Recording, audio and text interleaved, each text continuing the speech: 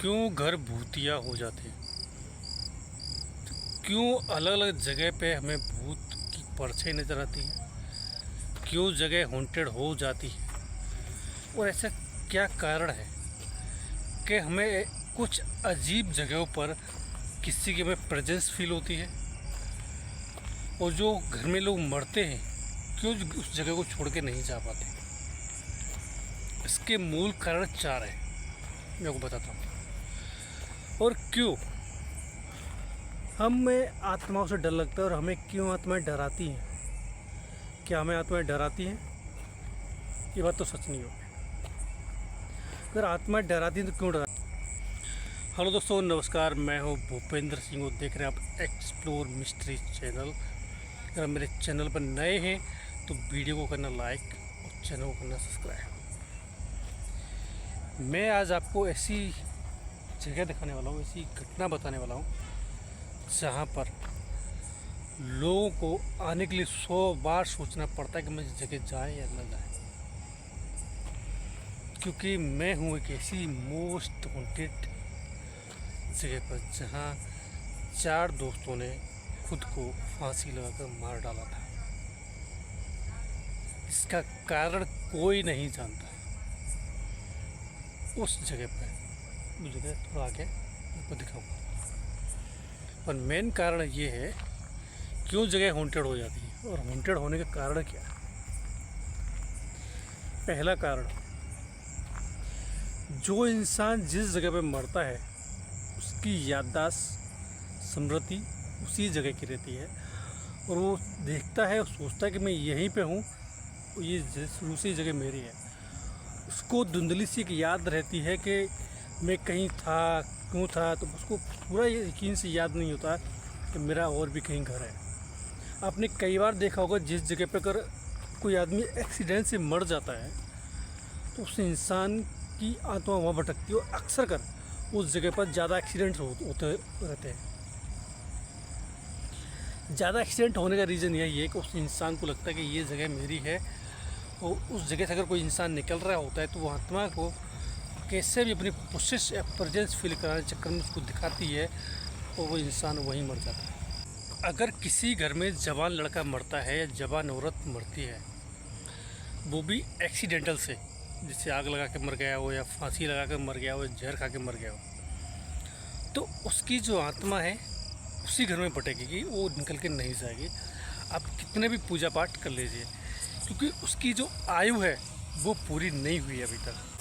तीसरा कारण होता है, अगर कोई इंसान मर गया, उस इंसान की कुछ प्यारी चीज़ें, जो इंसान मर गया उसकी जो चीज़ें वो खरीद के लाया था बड़े प्यार से, उन चीज़ों को संभाल कर घर में रखना, उनका यूज करना,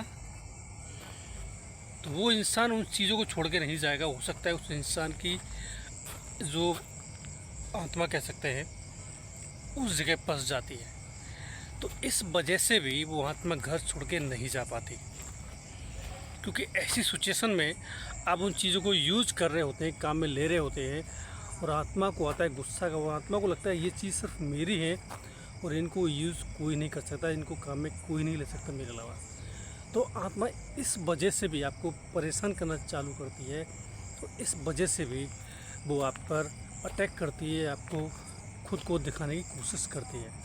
अगर कोई इंसान मर गया, उसकी कुछ लाई हुई चीज़ों को भी आप यूज़ ना करें, क्योंकि ये आपकी जोखिम भरा हो सकता है, आपके लिए हानिकारक हो सकता है। तो अगर कोई मर गया तो उसकी चीज़ों को फेंक दें, दान कर दें, क्योंकि जब भी वो आत्मा निकल घर से निकल के जाएगी, अन्यथा वो आत्मा घर से निकल के नहीं जाएगी। वो इंसान मरा है अकाल मृत्यु जवान, वो भी इलाज के दौरान, इलाज करते समय हॉस्पिटल में, तो ऐसे इंसान की आत्मा बहुत ही विकराल रूप धारण करती है। वो जब तक शांत रहती है जब तक उसे कोई याद नहीं करता। जैसे उस आत्मा को पता चलता है कि मुझे कोई घर में याद कर रहा है, वो सीधी आत्मा दौड़ी दौड़ी ने घर तक आती है और उस आदमी के पास आती है जो उसे याद कर रहा होता है, क्योंकि उस आत्मा की भी आयु पूरी नहीं हुई है जाने की।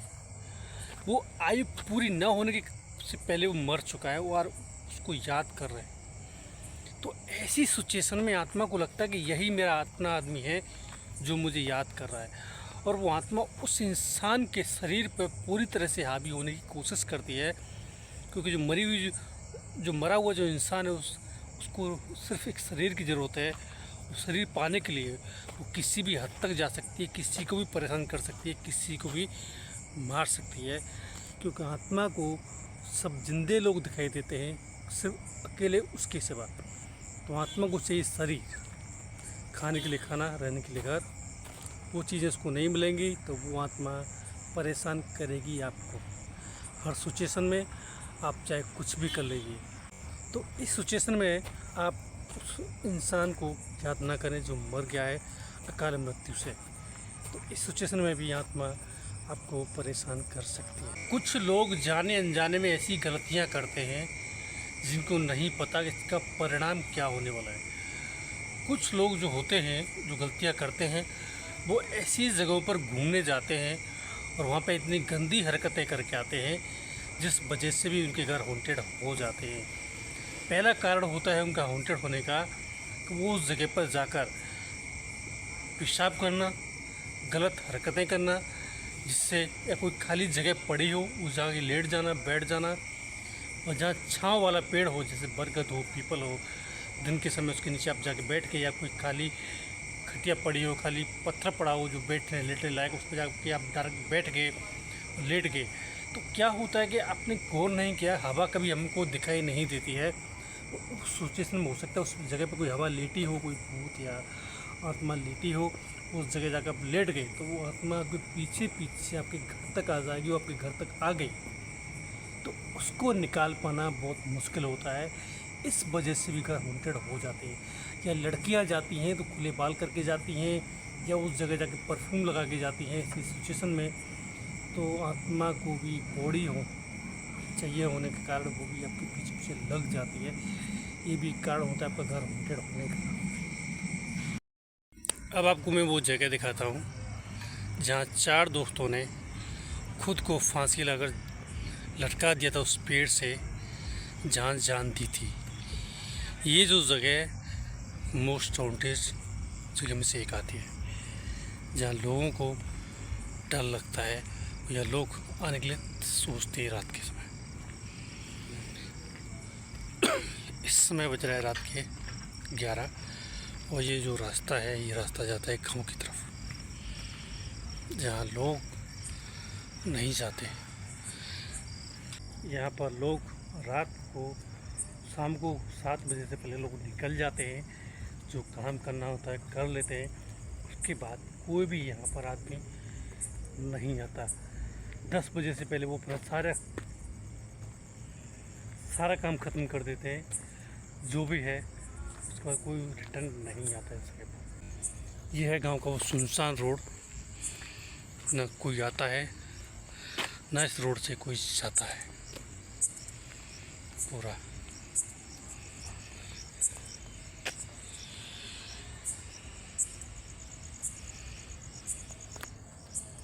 यहाँ पर ये बहुत बड़ा नीम का पेड़ हुआ करता था।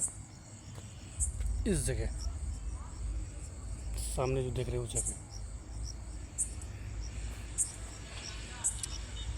अभी सिर्फ खेती में झाड़ खड़ा है और कुछ नहीं। इस खेती को करने के लिए भी कोई आदमी नहीं आता।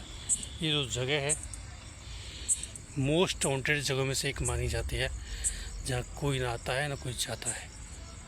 जो भी ज़रूरी काम करने होते लोग कर लेते हैं दिन के, रात के उजाले में। दिन के उजाले में रात के समय कोई भी आदमी इस रोड पर नहीं आता शाम को 7 बजे तक।